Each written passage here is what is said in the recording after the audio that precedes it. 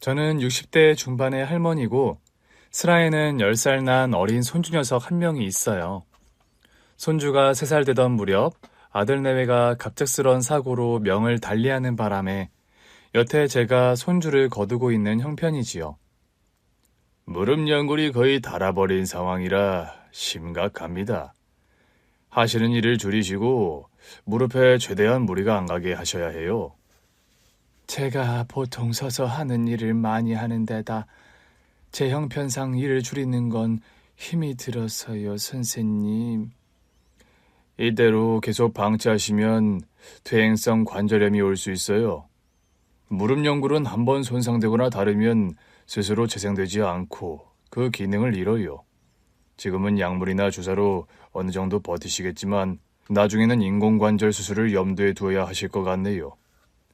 인공관절이요? 네. 보통 뼈와 뼈 사이 간격이 거의 없고 맞닿아 있을 때 인공관절 수술을 하시게 됩니다. 제가 요즘 무릎 통증이 워낙 심해서 병원 치료를 받는 중입니다. 아들 내외가 명을 달리한 지 어언 7년. 그 시간 동안 닥치는 대로 일을 하며 생업 전선을 꾸려가다 보니 몸이 많이 상한 게 사실이죠. 건물 청소 일을 오래 한 것이 아마 무릎 관절을 상하게 된 결정적인 이유라는 생각도 들더군요. 그렇다고 빡빡하고 빠듯한 살림에 제가 이를 관둘 도리는 전혀 없었기에 약을 먹고 주사를 맞아가며 매일 식당 설거지 일을 나가는 형편이지요. 아들 내외 사고로 하늘나라로 가고 난 뒤 그래도 저는 꿋꿋하게 혼자 남은 10살 난 손자를 가난한 살림에도 불구하고 열심히 키워왔습니다. 몸이 부서져라 고생을 해도 어린 손자 녀석이 저 하나 바라보고 크는 것을 보면 제가 절대로 쓰러질 수 없다. 이를 악물게 되더라고요. 내 나이 이제 올해 64세에 접어들어요. 팔자 좋은 친구들은 자식 내외 모두 출가시키고 여유로운 노년을 보내는 경우도 많이 있죠. 그렇지만 저는 3살 어린 나이에 하루아침에 고아가 되어버린 손주 녀석의 엄마 아빠 노릇을 해야 하기에 늙을 수도 어찌 보면 아플 수도 없는 고단한 운명인 게 사실입니다. 그러다 보니 제 소원이 우리 손주 대학 졸업할 때까지 건강하게 사는 거예요. 대학 졸업하는 것만 봐도 좀 마음 놓고 제가 아플 수도 있을 것 같은 마음이랄까요? 하루하루 버티듯 살아가는 힘겨운 일상이지만 어린 손주가 무럭무럭 커가는 것을 보는 낙으로 살아가는 저였습니다. 그날도 식당에서 오전 내내 설거지를 하고 점심시간이 되어서 잠시 허리를 펴려는데 손주 녀석 담임 선생님에게서 전화가 왔더라고요. 안녕하세요. 철민이 할머니 되십니까? 네, 제가 우리 철민이 할미 되는 사람인데 선생님께서 어쩐 일이세요? 아, 다름이 아니라요.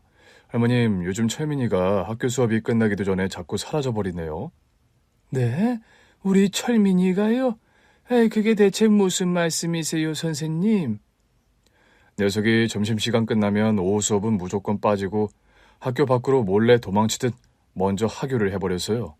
어떨 땐 제 가방도 학교에 놔둔 채로요. 아니, 철민이가 왜 그런 짓을... 오늘도 점심시간 끝나고 오후 수업 시작되기 직전에 학교 담장 넘어가다가 수희 아저씨에게 딱 걸렸어요, 철민이가요. 학교 담장을 넘어갔다고요? 네. 오후 수업 시작되는 즈음에 교문을 폐쇄하거든요. 아이들 안전 생각해서요. 담장을 넘어서 학교 밖으로 도망가려고 했다는 거예요? 아, 네, 할머님. 처음 한두 번은 그냥 야단치고 넘어갔는데 자꾸 반복이 되니까 할머님께 말씀드려야 할 것 같아서요. 우리 철민이가 여태 속 한 번 썩인 적 없는 착한 아이인데 어떻게 이런 일이? 그 문제도 있고 해서 제가 오늘 철민이 가정 방문을 하려는데 시간 괜찮으세요? 다른 일도 아니고 철민이 문제 행동으로 오신다는데 당연히 제가 시간을 내야지요, 선생님. 저는 손주 철민이가 학교를 땡땡이 치고 도망 나온다는 소리에 마음이 철렁 내려앉더군요. 엄마 아빠 없이 자란다는 소리 안 듣게 하려고 저는 없는 살림에도 다른 애들 다닌다는 태권도나 영어 학원 같은 것들을 죄에다 보내면서 나름 극성스럽게 손주를 키운다고 자부하고 있었어요. 백화점에서 값비싼 옷은 못 사주어도 그래도 손주 입는 옷이나 신발은 되도록 메이커 운동화나 옷을 사주려고 했고요. 제가 사철 몸빼 한 벌로 버틸지언정 우리 손주가 입성이 초라해서 무시받는 걸 견딜 수가 없더라고요. 그렇게 애지중지 키우는 손자였는데 그런 전화를 받으니 덜컥 겁이 나는 게 사실이었습니다. 저는 그날 일하는 식당에 집에 일이 있다고 말한 뒤 일찍 일을 파하고 집으로 퇴근했더랍니다. 그런데요, 학교를 땡땡이 쳤다는 손자가 집에 가봐도 없는 겁니다. 태권도 학원, 피아노 학원, 하다못해 영어 학원을 가는 날도 아니었는데 대체 이 녀석이 어딜 갔나 싶어서 동네 여기저기를 휘적거리며 찾아보았어요. 철민이는 찾지 못하고 집으로 돌아와 기다리고 있는데 현관벨이 울리더라고요. 나가보니 철민이 담임 선생님이 서 계신 게 보였어요. 저는 다급하게 온 매무새를 추스르고 문을 열어드렸지요. 선생님 안녕하세요. 그런데요, 가정방문을 온 담임 선생님이 집에 들어온 순간 선생님께서 날 보더니 닭똥 같은 눈물을 뚝뚝 흘리시는 겁니다. 저를 보자마자 그렇게 눈물을 흘리는 담임 선생님을 보고 되려 제가 깜짝 놀랐지요. 저는 순간 우리 철민이에게 무슨 안 좋은 일이 생겼나 싶어서 더럭 겁이 났습니다. 아니, 선생님 대체 왜 갑자기 우세요? 혹시 우리 철민이에게 안 좋은 일이라도 생긴 건가요? 아닙니다, 할머님. 그런데 왜 그렇게 눈물을 흘리세요, 선생님? 저는 거실로 선생님을 모시고 들어와 화장지를 건네드리며 물었습니다. 할머님, 저는 진짜 하나도 모르고 있었습니다. 우리 철민이가 제 목숨을 구해주신 은인 부부의 아들이라는 것을요. 네? 대체 그게 무슨 말씀이시죠? 할머님 얼굴 보는 순간 저 철민이 부모님이 누구신지 알았으니까요. 선생님, 저는 당최 선생님 하시는 말씀이 이해가 잘 안 가네요. 제가 나이 많은 노인네라 이해력이 딸려 그런 걸지도 모르지만요. 아닙니다. 제 반응이 당황스러우셨을 거예요. 일단 제 소개부터 드릴게요, 할머님. 저는 철민이 학교 담임 박진우라고 합니다. 네, 선생님 조남은 우리 철민이에게 들어 알고 있어요. 그런데 아까 분명 선생님 목숨을 구해준 은인 부부의 아들이 철민이라고 하셨는데 그게 무슨 말씀이세요?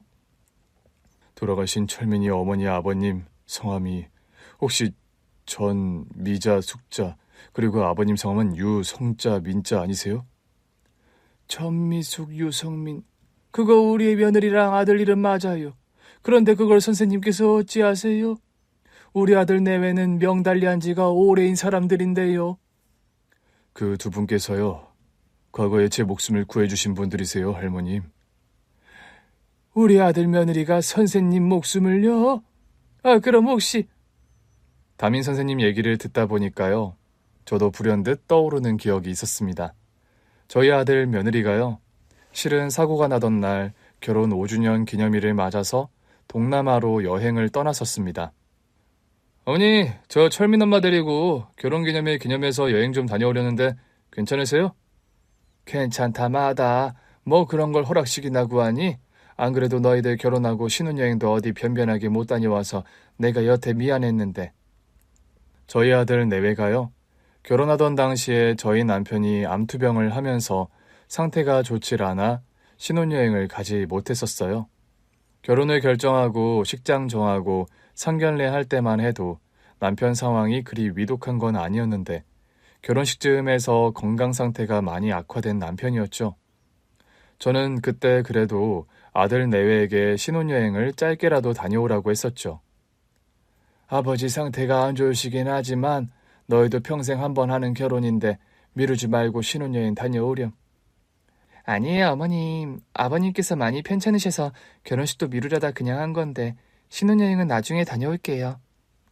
아들이 결혼식을 마친 뒤 한 달 뒤에 하늘나라로 떠난 남편이었습니다. 그런 사정으로 아들 내외는 신혼여행을 가지 못했고 그 후로는 며느리가 출산을 하느라 또 아들 사업이 바빠지는 바람에 한정없이 신혼여행을 미루기만 하던 차였죠. 저는 그런 며느리에게 특히나 좀 미안해서 결혼 5주년 기념일이 다가왔을 때 제 쌈짓돈을 털어 늦었지만 신혼여행을 다녀오라고 용돈까지 쥐어 보냈더랍니다. 어머니, 제가 무슨 어린애도 아니고 무슨 용돈을 주세요. 어디 어린애만 용돈 받는 법이 있다든? 왜? 금액이 너무 적어 그러니? 아유, 어머님도 참 그런 게 아니라 죄송해서 그런 거 아시면서요. 미안한 건 나다. 너희 시아버지 투병하고 또 그 후로 먹고 사는 게 바빠 변변하게 신혼여행 한번 제대로 못 보내줘서 미안했지. 이번에라도 꼭 미루지 말고 다녀와라. 철민이는 내가 잘 봐줄 테니까. 감사해요, 어머니. 대신 돌아올 때 선물 좋은 걸로 사다 드릴게요. 선물은 무슨 선물이야. 너희들끼리 맛있는 거 사 먹고 실컷 즐기다 돌아오렴. 뒤늦은 신혼여행을 떠나는 아들 내외를 인천공항까지 따라 나가서 배웅을 했더랍니다. 어머니, 다녀올게요. 오냐, 재미나게 놀다가들 돌아오렴. 철민이 잘 부탁드려요, 어머님. 저희 부부만 떠나서 죄송하고요. 신혼여행을 그럼 둘만 떠나지 때로 갈까?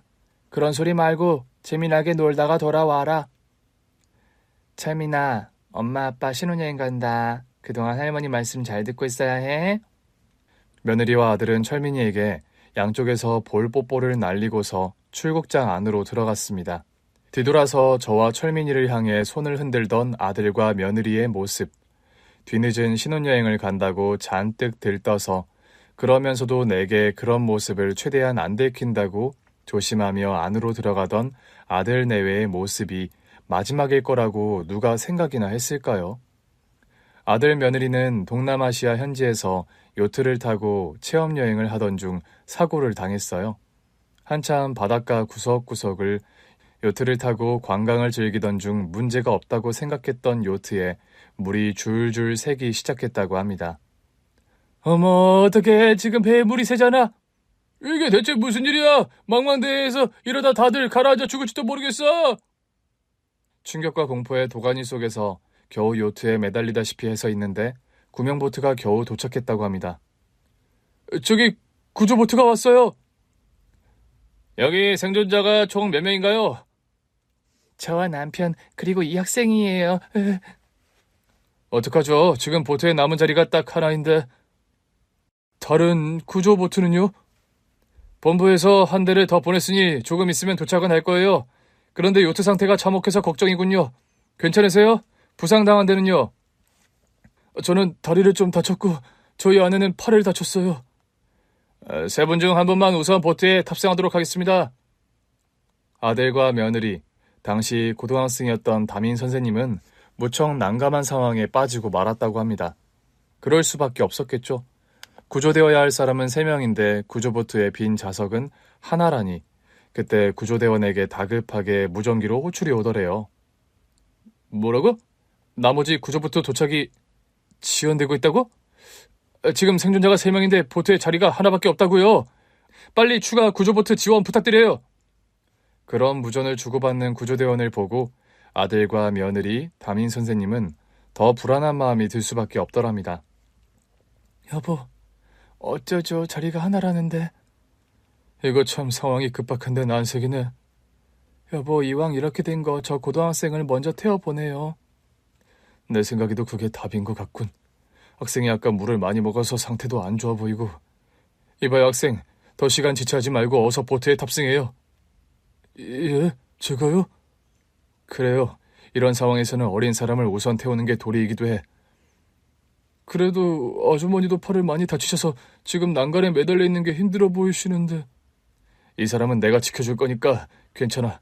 보트에 사람들이 다 우리만 기다리고 있는데 더 시간 지체하지 말고 얼른 탑승해요. 어서. 감사합니다. 두 분 성함이 어떻게 되세요? 우리 부부 이름이요? 네, 성함이라도 알고 싶어서요. 난 유성민, 와이프는 전미숙이에요. 감사합니다. 저 얼른 도착하자마자 두 분 구해달라고 부탁드릴게요.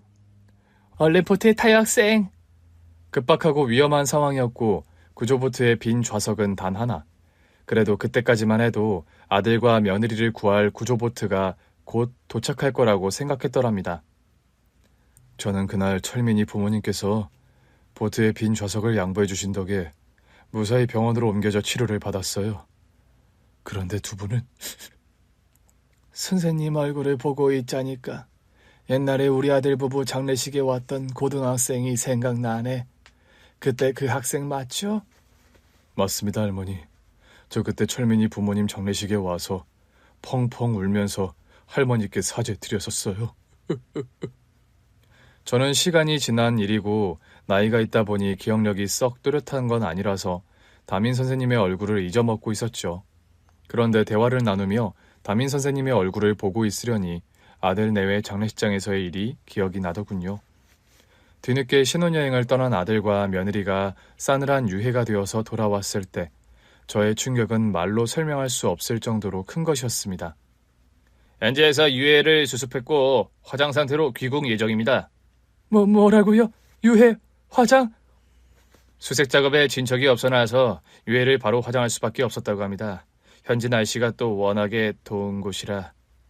보호자도 가족이 확인도 안 했는데요? 어떻게 이런 일이...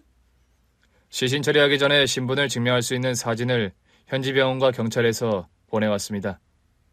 저는 떨리는 다리를 겨우 진정시키며 사진을 확인했어요. 사진 속에 눈을 감은 남자와 여자는 아들과 며느리가 맞더군요. 저는 오열하며 그 자리에 주저앉고 말았지요. 이럴 줄 알았으면 여행을 보내는 게 아닌데, 아니었는데. 슬픔과 황망함 속에서 아들 며느리의 장례식을 치렀습니다.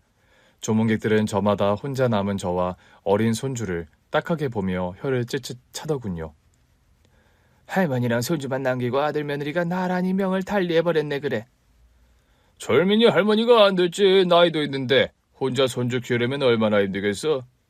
할머니만 안 됐나? 저 어린애는 3살짜리 어린애가 지 엄마 아빠 명 달리한 것도 모르고 장례식장 여기저기 돌아다니며 노는 것 좀 보라고. 어린 나이에 하루아침에 고아가 돼버렸네.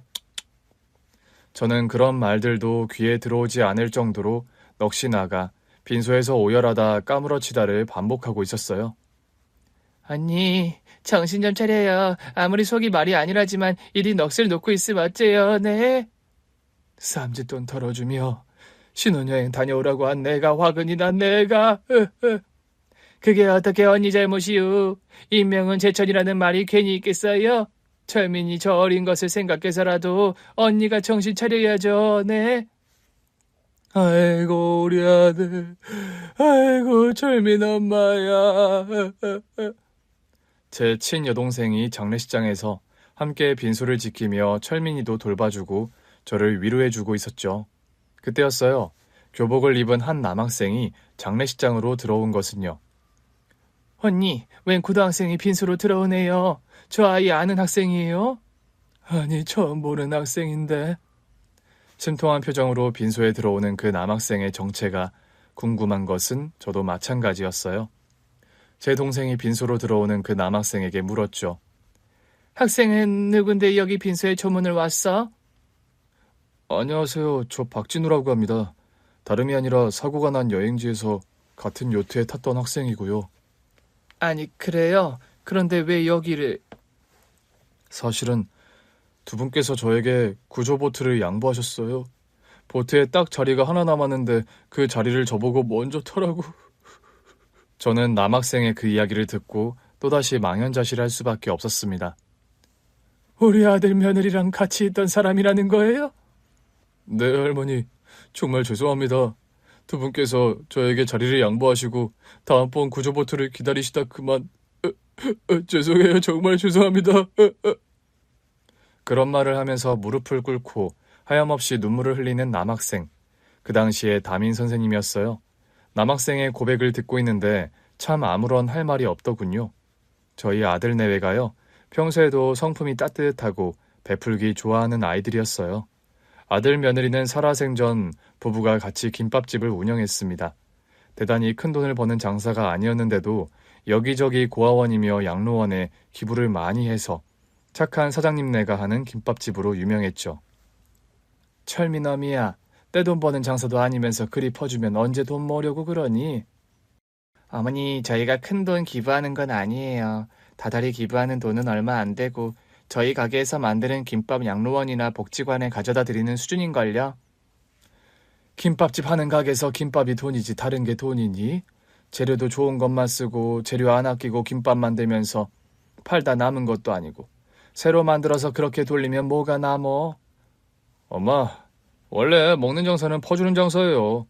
끼니 거르는 할머니들이랑 학생들한테 김밥 나눠주면 좋죠 뭘. 아들 말이 틀린 말이 하나도 아니었고 며느리 역시 할 수 있는 나눔을 베푸는 게 좋다는 입장이라 저는 몇 번 잔소리를 할 뿐 아들 내외가 하는 일을 딱히 더는 말리지는 못했습니다. 돈이 벌리는 일도 아니고 퍼주는 일이라 아직 기반도 안 잡힌 아들 며느리가 걱정이긴 했지만 그래도 베풀며 살겠다는 그 착한 마음이 저 역시 뿌듯한 것도 사실이었죠. 철민엄이랑 아범 너희 내외는 꼭 복받을 게다. 선한 끝은 꼭 있다지 않니? 정말요? 어머니 말씀 믿고 매주 복권이라도 사야겠어요. 제 말에 그런 농담으로 응수하는 쾌활한 성격의 며느리였죠. 평생 착하게 성실하게만 살던 아들 며느리가 하루아침에 사고로, 그것도 고등학교 남학생에게 구조보트 자리를 양보한다고 나란히 세상을 떠났다는 사실을 알고 참 마음이 아팠습니다. 그렇다고 살아난 남학생을 타박할 수는 없는 노릇이었죠. 그때 아들 며느리의 장례식장에서 몇 시간을 무릎 꿇고 오열하는 남학생이었어요. 학생, 이제 그만 울어요. 우리 아들 며느리가 하늘나라로 떠난 건 나도 가슴이 너무 아프지만 그게 학생 탓은 아니야. 어떻게 제 탓이 아니에요, 할머니. 저만 아니었더라면 두 분 중 한 분이라도 목숨을 건지셨을 거예요. 한 살이라도 어린 학생에게 양보를 한 거겠지. 우리 아들이랑 며느리가 원래 그런 아이들이야. 죄송해요, 할머니. 저 때문에 하루아침에 가족을 잃게 되어서요. 그만 울고 일어나서 식사라도 하고 가요. 할머니, 제가 지금은 어려서 아무것도 보답 못해드렸지만 나중에 꼭 이 은혜 10배, 100배로 갚아드릴게요. 그런 소리 말아요. 학생 마음은 이해가 안 가는 바가 아니지만 어디 사람 목숨값을 환산할 수도 없는 노릇이니. 그런 대화를 주고받았던 장례식장에서의 일이 불현듯 떠오르더랍니다. 그래서 여태 선생님께서는 제 얼굴을 기억하고 계셨어요? 네, 당연하죠. 저는 하루도 철민이 부모님과 할머님 얼굴을 잊어본 적이 없어요. 사는 게 바빠 가끔 잊었어도 마음속에는 늘 품고 있었습니다. 그리고 자꾸 다짐했어요. 절대 잊어버려서는 안 되는 얼굴이고 이름들이라고요. 그런 말을 하면서 오열하며 제 손을 꼭 잡는 담임 선생님이었어요. 철민이한테 처음부터 이상하게 마음이 많이 갔더랍니다. 이제야 제가 왜 그랬는지 알 것 같아요. 참, 오늘 가정방문 오신다는 이유가 우리 철민이가 자꾸 학교를 땡땡이를 쳐서 그러시다고 하지 않았나요? 네, 실은 오늘도 점심시간 지나고 나서 먼저 말도 없이 하교를 해버렸어요. 철민이 집에 없나요? 저도 선생님 말씀 듣고 철민이를 찾아봤는데 여태 집에 안 들어왔네요. 저와 담임 선생님은 일단 동네 구석구석을 돌아다니며 철민이를 찾아다니기 시작했습니다. 문구점이니 오락실이니 놀이터니 아이들 가볼 만한 곳을 죄다 뒤졌는데도 철민이가 안 보이더라고요. 그런데 마침 놀이터 구석에서 과자를 먹고 있는 조무래기들을 보게 됐어요. 그중 몇몇 아이가 평소 손주 녀석과 함께 어울리던 아이들이라는 게 기억나더군요. 저는 휘적거리며 당장 그 아이들에게 다가갔습니다. 얘들아, 너희들 철민이 친구들 아니니? 네, 맞아요. 철민이 할머니시죠. 그래, 내가 철민이 할미 되는 사람이야. 너희들 혹시 우리 철민이 오늘 못 봤니? 철민이요? 아까 저 우체국 뒤편에서 빈병 줍던데. 뭐 빈병? 너희들 선생님 알지? 안녕하세요, 선생님. 조무래기들은 철민이와 같은 초등학교를 다니는 녀석들이라서 담임 선생님에게도 인사를 넙죽 하더라고요. 철민이가 빈병을 줍다니 무슨 말이야? 아, 저 철민이가 왜 빈병 줬는지 알아요, 선생님? 너 3번 오하영 맞지? 철민이를 잘 알아? 네, 잘 알아요. 2학년 때 같은 반 했고 영어학원도 같이 다니니까요. 철민이가 빈병을 왜 줍는 거야? 철민이가 요새 할머니가 아프시다고 걱정이 많았어요. 다리 아프신데 자꾸 쩔뚝거리며 일 나가신다고.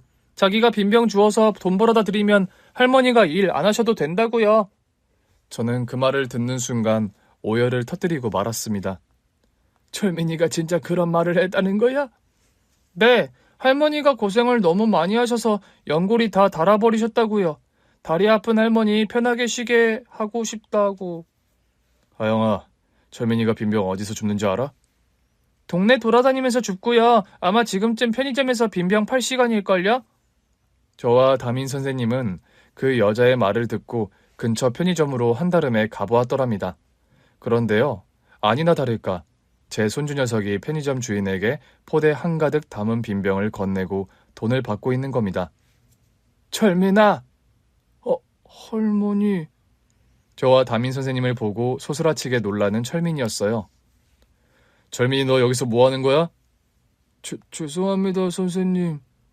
매일 학교를 땡땡이 치고 빈병을 주우러 다녔던 손주 녀석의 양손이 까맣게 때가 묻어 지저분하더군요. 그 어린 것이 고사리 손 가득 검은 먼지를 묻혀가며 빈병을 주워서 내다 판 생각을 하니 마음이 미어질 것 같았어요. 철민아, 너 이게 대체 무슨 짓이야? 언제 할머니가 너한테 이런 일 하라고 하든, 응? 할머니가 다리 아프신데 쩔뚝거리면서 일하시는 게 너무 싫어서요. 할미가 다 알아서 하는 건데 네가 왜? 아파도 다 일할만 하니까 하는 거야? 병원에서 의사 선생님이 할머니한테 일 그만하시고 쉬어야 한다는 말 하시는 거 저 다 들었어요, 할머니. 그래서 학교도 땡땡이 치고 빈병을 주우러 다녔단 말이니? 죄송해요, 할머니. 제가 돈 벌 방법이 이거밖에 없어서요. 그런 말을 하며 글썽한 눈으로 저를 쳐다보는 철민이었어요. 어린 것이 그런 말을 하며 저와 담임 선생님 눈치를 보는데 가슴이 미어지는 것만 같았습니다. 철민아, 그런 고민이 있었으면 선생님께 말을 해야지. 학교에 말도 안 하고 혼자 하교를 하면 어떡하니? 죄송해요, 선생님. 학교 끝나고 동네를 돌면 빈병을 다 가져가 버리고 없어서요. 제가 죄송해요, 선생님. 철민이가 다시는 이러지 않도록 제가 따끔하게 야단치겠습니다. 아닙니다, 할머니. 철민이 얘기 듣고 보니까 야단칠 일도 아니네요. 고개를 푹 수그린 손주를 따뜻하게 안아주는 담임 선생님이었습니다. 철민아, 네가 할머니 때문에 속상한 건 알겠지만 학생이 선생님한테 허락도 안 받고 학교를 나가는 건 하면 안 되는 행동이란다. 알겠니? 네, 선생님. 할머니께서 쉬실 수 있도록 선생님이 방법을 찾을 거니까 철민이 너는 빈병 줍는 건 그만하도록 해. 빈병 주워야 돈을 버는데요, 선생님. 그래, 요 며칠 빈병 주워서 돈 많이 벌었어? 제가 돈 번 거 보여드릴게요, 선생님. 손주 녀석이요. 자랑스럽다는 듯 책가방에서 주머니를 꺼내더니 그동안 빈병을 팔아 모은 동전과 지폐 몇 장을 꺼내는 겁니다. 그 돈을 모으기까지 어린 녀석이 그 고사리 손으로 엄동설안에 고생했을 생각을 하니 마음이 너무 아팠어요. 그동안 고생 많이 했구나, 우리 철민이가. 철민아, 그래도 너는 아직 초등학생이고 돈을 벌 나이는 아니야. 앞으로는 절대로 학교 땡땡이 치면 안 된다. 알았지? 네, 선생님. 할머니, 그래도 이 돈은 제가 번 거니까 할머니 다 드릴게요. 빨갛게 어른 손에 먼지는 잔뜩 묻힌 채로 철민이는 뿌듯하다는 듯 그 동전 주머니를 저에게 건네는 겁니다. 그 돈주머니를 받아드는데 저도 모르게 왈칵 눈물이 쏟아졌어요. 철민아, 아이고 내 새끼, 내 착한 손주 이리온. 저는 손주 녀석을 품에 안고 한참을 울고 말았습니다. 할머니, 추운데 밖에서 그만 우시고 어디 가서 식사라도 하세요. 참, 내 정신 좀 봐. 가정방문 오신 선생님을 길거리에 세워두고 대접이 형편없었네요. 아니요, 저는 괜찮은데 철민이도 그렇고 할머님도 이제 배고프실 것 같아서요. 선생님, 어디 가까운 식당이라도 얼른 들어가셔요. 제가 비싼 건 아니더라도 식사 대접이라도 해드리게요. 할머니 무슨 말씀이세요? 오늘 저녁은 제가 사드릴 겁니다.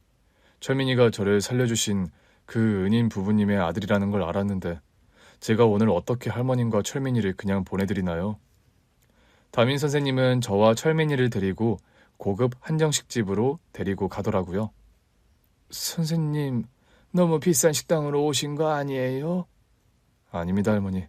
이런 식사 한 끼로 보답할 일도 아니지만 일단 오늘 식사부터 맛있게 하세요. 철민아, 배고프지? 많이 먹어? 그날 담임 선생님은 저와 철민이에게 융숭한 대접을 해주더군요. 식사를 다 끝내고 식당을 나오는데 웬 커다란 리무진 한 대가 와 있어서 깜짝 놀랐습니다. 선생님, 이게 대체 무슨 차예요? 제가 부른 차예요. 할머니 편하게 타시고 집으로 돌아가시라고요. 이 차가 선생님 차라고요? 제가 초등학교 교사인데 이런 차가 있는 게 좀 이상하시죠? 문득 그런 말을 하며 웃는 담임 선생님이었습니다. 아니, 그게 아니라 제 말씀은... 사실 무슨 기업회장이나 타고 다닐 법한 삐까뻔쩍한 리무진이어서 그런 생각이 든 것도 사실이었습니다. 할머니, 제가 사실은 제가 몸담고 있는 학교의 재단 이사장 손주입니다. 네? 선생님께서요? 네. 저희 재단의 초등학교만 사립에서 공립으로 바뀌었지 아직 중고등학교와 대학은 여전히 사학재단 소관이고요. 그럼 선생님께서 땡땡 사학 자제분이라고요? 네. 그런데 저희 가정사가 복잡해서 제가 집안의 아들로 인정받는데 시간이 좀 걸린 편이에요. 그날 철민이의 선생님이 부른 리무진을 타고 집으로 돌아오는 길, 저는 담임 선생님의 가정사 얘기를 듣게 되었어요. 실은 제가 좀 더 일찍 철민이 부모님을 찾아뵈려 했어요. 저를 살려주신 생명의 은인이신데 저에게 구조보트만 양보 안 하셨으면 철민이는 지금 부모님 중 한 분은 살아 계셨을 테니까요. 다시 말끝을 흐리며 눈물을 보이는 담임 선생님이었습니다. 아들 며느리의 죽음이 떠올라 저 역시 마음이 처연해지는 게 사실이었죠. 제가 더 일찍 찾아뵙지 못한 변명을 드려야겠어요. 아니, 무슨 변명씩이나요. 철민이 어머마범이 무슨 대가를 바라고 한 일도 아닌데요. 그 아이들 타고난 성정이 원래 퍼주기 좋아하고 지들보다 어려운 사람들 못 지나가는 성품이었어요. 그런 분들이니 그 위급한 상황에서도 제가 고등학생이고 어리다는 이유로 그런 큰 양보를 해주셨겠죠. 선생님, 고마워하시는 마음은 이해해요. 허나 다 지난 일이고 아들 며느리가 선택한 일이니 저는 선생님께 원망 같은 마음 없어요. 그러니 더는 마음에 짐 가지지 마세요. 아닙니다, 할머니. 그건 제가 평생에 걸쳐 잊어서는 안 되는 고마움이에요. 앞으로 제가 철민이 대부 역할 할게요. 할머님도 더는 고생 안 시켜드려요. 아니, 선생님. 실은 진작 더 일찍 수소문해서 찾아뵙는다는 걸 그러지 못했어요. 그동안 제가 기반도 없고 복잡한 가정사 때문에 제 권리를 찾는데 시간이 오래 걸렸거든요. 그건 또 무슨 말씀이세요? 집으로 돌아오는 리무진 안에서 듣게 된 담임 선생님의 가정사는 참 또한 기막힌 것이더라고요. 저는 사실 저희 부모님의 외아들로 귀여움받으며 자랐어요. 담임 선생님은 사학재단 집안의 외아들로 태어나 남부러울 것 없이 자랐다고 합니다. 그런데 그 친어머니라는 분이 담임 선생님이 어려서 일찍 병으로 돌아가셨대요. 진우야, 엄마 없어도 씩씩하게 잘 살아야 한다. 엄마 돌아가시면 안 돼요. 여보, 우리 진우 잘 돌봐줘요. 나중에 재혼하게 되더라도 진우에게 좋은 엄마 될 사람으로 잘 골랐으면 좋겠어. 걱정 마, 여보. 당신 걱정하는 일 안 만들게. 선생님의 어머니는 그런 말을 마지막으로 안타깝게 눈을 감으셨다고요. 그런데 그 선생님 어머니의 마지막 유언은 지켜지지 못했다고 합니다. 어머니가 돌아가시고 몇 년 지나지 않아 세부인을 들인 아버지셨는데 그 세부인이라는 여자가 보통 악독한 여자가 아니었다고요. 아버지와 재혼한 그 세부인은 시집와서 내리 딸만 셋을 낳았다고 합니다. 여보, 요즘 시대가 바뀌었는데 설마 당신 나중에 딸들이랑 아들이랑 차별해서 상속해주고 그럴 생각 아니죠? 그게 갑자기 무슨 소리야? 애들도 아직 어린데 벌써 상속 얘기를 하나? 제 입장에서 그런 말이 안 나와요. 진우가 외아들이라고 나중에 진우만 올고지 사학재단 넘겨받는 거 아니냐고요. 우리 친정서도 얼마나 걱정하는데요. 아, 내가 언제 당신이랑 딸내미들 돈 아쉽게 한 적 있어? 넘치게 생활비 주고 누릴 거 다 누리고 살면서 벌써 그런 욕심을 부려? 누가 내 욕심 때문에 그래요? 나나 당신이나 평생 살아요? 아니잖아요. 우리 둘 다 저 세상 갔을 때 진우가 이복 여동생들 얼마나 챙겨줄지 솔직히 겁나 그럽니다. 왜요? 아버지의 세부인 담임 선생님의 계모는 시집 올 때부터 돈 욕심이 남다른 사람이었다네요. 선생님 아버지와 띠동갑 이상 훨씬 나이 차이가 많이 났고 결혼할 때도 계모는 시집 간 적 없는 초혼이었죠. 사람들은 저마다 남자의 재산을 보고 처녀가 아들 딸린 남자에게 시집 온다고 뒷말을 수군거렸고요. 그 말 맞다나 담임 선생님의 계모는 돈에 대한 집착이 남다른 사람이었습니다. 저희 집안이 대대로 사학재단을 운영해와서 재력이 남다른 편이었어요. 보수적인 집안 가풍상 외아들이나 장남에게 그 재단 상속권을 대부분 증여해주는 방식으로 가풍을 이어왔고요. 새어머니란 사람이 그걸 탐탁지 않아 했겠네요. 탐탁지 않아 한 정도가 아니라 집안 재산에 욕심을 부려서 아예 저와 아버지를 갈라놨어요. 뭐라고요? 진우, 너 방으로 좀 건너오거라. 무슨 일이세요, 아버지? 너 아버지가 자리 비울 때마다 네 어머니에게 반항하고 대든다는 게 사실이야? 참, 새어머니께서 그러시던가요? 지금 그게 중요해? 내가 묻는 말에 대답이나 똑바로 해라. 저 새어머니께 그런 적 없습니다, 아버지. 어머, 얘 눈 하나 깜짝 안 하고 거짓말하는 것 좀 봐.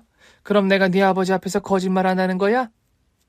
아버지만 출타하시면 저는 밥도 불어 안 차려주시고 제가 내놓은 빨래는 세탁도 안 하고 그대로 제 방에 옮겨버리시는 거 새어머니 아니세요? 어머, 얘 말하는 것 좀 봐. 누가 들으면 내가 너에게 못된 계모 행실하는 줄 알겠다. 이런 유치한 이간질 지겹지도 않으세요, 새엄마는? 지는 너 언제까지 네 엄마에게 새엄마라고 부를 거니? 아버지, 그럼 새엄마를 새엄마라 부르지 뭐라 부릅니까? 아니, 이 녀석이! 네 엄마가 나와 재혼한 지가 벌써 몇 년인데 정없이 여태 엄마 앞에 새자를 따박따박 붙이는 거야? 정이 없는 건 제가 아니라 새어머니시라고요! 지금도 아버지 앞에서 되도 않는 거짓말로 절 모함하시잖아요! 자, 사정없이 담임 선생님의 따귀를 때리는 선생님의 아버지였다고 합니다. 언제까지 너 네 엄마를 그렇게 우습게 여길 거야? 엄마를 무시하는 건 나를 무시하는 것과 같다고 몇 번을 말해? 그러는 아버지는 돌아가신 엄마 약속 지키셨어요? 뭐라고? 엄마 돌아가실 때 하신 말씀 기억 안 나세요? 전 여전히 생생히 기억나는데요. 진우이, 너 이 녀석이? 어머, 감히 내 앞에서 죽은 네 엄마 얘기를 아무렇지 않게 해? 아이고 혈압이야, 아이고 가슴이야. 여보, 괜찮아? 엄마가 분명 아빠에게 그러셨어요. 재혼해서 새 부인을 얻더라도 진우에게 좋은 엄마가 될 여자를 찾아라. 그런데 저 여자가 좋은 엄마라고요? 뭐? 저 여자? 네, 저 여자요. 이런 식의 이간질을 하는 저 여자도 저런 여자 말만 믿고 저를 내치는 아버지도 다 싫습니다. 담임 선생님은 한창 예민하던 사춘기 시절 계모와 한 집에 사는데 진절머리를 느끼고 집을 뛰쳐나와 혼자 생활했대요. 아무래도 미성년자인 담임 선생님이 혼자 사는 게 마음에 걸렸던 선생님 아버지는 자신의 여동생네 집에서 선생님을 생활하게 했다고요. 제가 고등학교 때 사고가 나던 동남아로 여행도 사실은 고모네 가족과 떠난 여행이었어요. 그럼 여태 고모네 집에서 살았어요? 성인이 될 때까진 고모네 집에서 살고 대학 가며 독립해 혼자 살았어요. 시간이 갈수록 아버지와 사이는 점점 멀어졌고 새엄마는 그 사이에서 아버지와 저를 틈만 나면 이간질해서 대학 졸업할 즈음에 아버지는 저를 아예 호적에서 지워버리셨죠. 뭐라고요? 아무리 그래도 친아들을요? 새엄마라는 여자가 저를 여동생을 때린 파렴치한으로 누명을 씌웠어요. 친척 어른 팔순잔치에 갔다가 이복 여동생과 말싸움을 하게 됐는데 언성 높이다 혼자 울면서 아버지에게 쪼르르 가더니 저에게 맞았다고 거짓말을 하더라고요. 새어머니와 짜고. 어머니란 말을 갖다 붙일 자격도 없는 여자네요. 그 사건 때문만은 아니었지만 아버지와는 그 뒤로도 계속 감정의 골이 깊어지기만 해서 그리 된 거였죠. 그럼 여태 절연하고 사시는 거예요? 아니요. 제가 다시 아들로 복귀되는 결정적인 사건이 있었어요. 사건이요? 새엄마라는 여자가 10년 넘게 고향 후배라는 남자와 불륜관계라는 걸 아버지에게 들켰거든요. 아니, 무슨 세상에 그런 대먹지 못한... 아버지에게 남동생 같은 고향 후배라고 속이고 아버지 재단에서 사무직 자리까지 하나 준 사람이었는데 완전한 기만이었던 거죠. 그 고향 후배란 사람은 새어머니의 연하, 애인이었으니까요. 그 사건을 계기로 떠들썩한 이혼 소송 끝, 새어머니는 거의 맨몸으로 쫓겨나다시피 이혼을 당했다고 합니다. 그 후로 다시 호적에 담임 선생님을 올리고 사과를 구한 아버지셨대요. 그런 난리통을 겪다 보니 제가 재단의 권리와 관련해서 상속을 받는데 시간이 걸렸어요.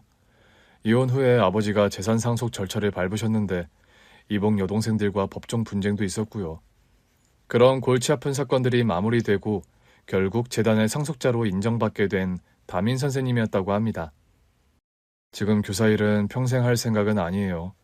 교육재단을 이끌어가려면 현장 경험이 필요하다고 생각해서 한 3년 교편을 잡아야지 하던 중에 철민이를 이렇게 만나게 될 거라고는 생각도 못했고요. 선생님께서 곱게만 자란 분이신 줄 알았는데 말 못할 곡절이 많으셨군요. 머리 아픈 소송이며 분쟁이 끝났고 이제 저는 재단을 이끌어가는 자리를 맡게 됐어요.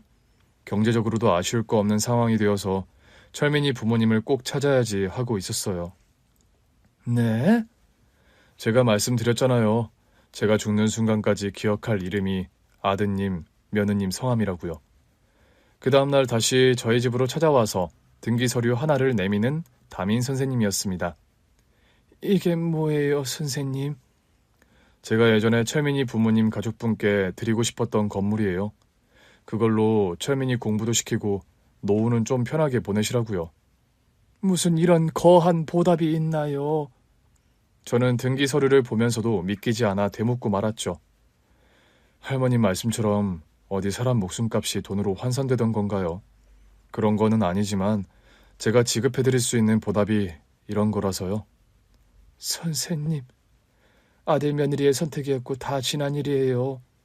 지난 일이어도 제 입장에서는 기억해야 하는 일이고 그에 상응하는 보답을 꼭 해드리고 싶은 일이에요. 철민이 부모님께서 하늘나라에 계시는 마당에 그에 상응하는 보답이라는 게 있을 수 없다는 걸 누구보다 잘 알긴 하지만요. 그런 말을 하면서 다시 눈시울을 붉히는 담임 선생님이었습니다. 제 목숨 구해주신다고 일찍 세상 떠나버린 아드님 며느님 때문에 평생 할머니께서는 연골이 닳도록 고생만 하셨는데 저 이런 거로라도 보답하게 해주세요. 이 건물에서 나오는 수입으로 생활도 하시고 철민이 공부도 남부럽지 않게 시키셨으면 좋겠어요. 제가 아무리 거듭 거절을 해도 완강하게 부탁하는 담임 선생님이었습니다. 결국 고민 끝에 저는 그 5층짜리 건물을 받게 되었습니다. 다리 절뚝거리며 일하는 할머니가 마음에 걸려서 학교 땡땡이 치는 철민이 생각해서라도 부디 남은 인생은 할머니께서 좀 편하게 사셨으면 좋겠어요. 그런 말을 하면서 제 손을 꼭 잡는 담임 선생님이었습니다. 담임 선생님의 거한 보은 덕분에 저와 손주 철민이는 돈 걱정 같은 거 하나 없이 윤택한 생활을 누리게 됐습니다. 건물에서 나오는 월세가 다달이 상당해서 그 돈으로 좋은 집도 얻었고 철민이에게 남부럽지 않은 여러 교육도 시킬 수 있었죠. 선생님은 경제적인 보답 외에도 철민이의 대부 역할을 그 후로도 자처해서 해주었습니다. 손주 녀석에게 아빠 자리가 필요한 일에는 누구보다 발 뻗고 나서주는 사람이 되었죠. 중학교, 고등학교 입학식과 졸업식, 학부모 상담, 그리고 한 달에 2번 조기축구를 같이 나가며 철민이와 정을 쌓는 선생님이었어요.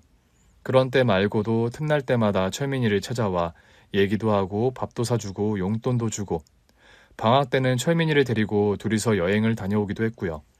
선생님의 후원 덕분에 손주 녀석은 중학교, 고등학교를 무사히 마치고 원하던 입시에서도 훌륭한 결과를 얻었답니다.